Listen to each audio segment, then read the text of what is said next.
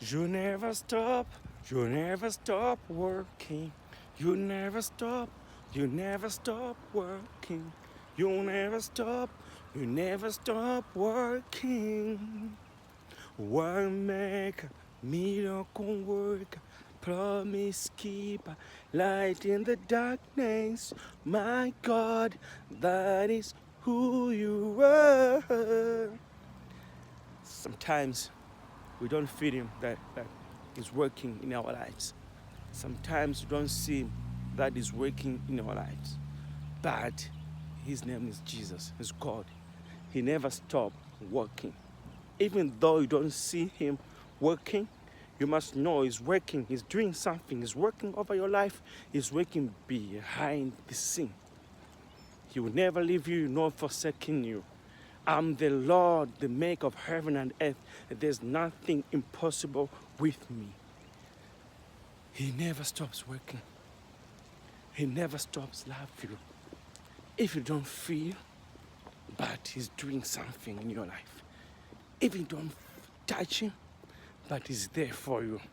Even you don't hear him, but he's still speaking to you. He's God Almighty. Just open your heart, believe his word, believe in him. Trust the Lord.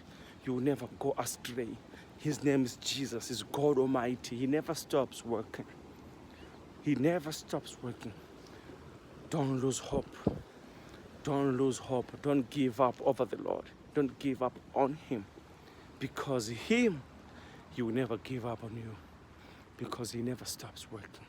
Sometimes you feel like you're surrounded by enemies, but you must know that God is gonna use those enemies to elevate you. God is gonna use those enemies to put you on the spotlight.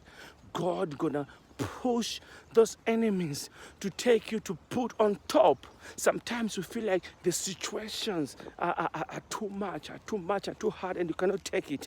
Don't give up. Don't give up. Sometimes you feel like you're surrounded by enemies, but what you must know, sometimes God, he uses those enemies to take your life higher. And sometimes the enemies are helping you to know how important are you.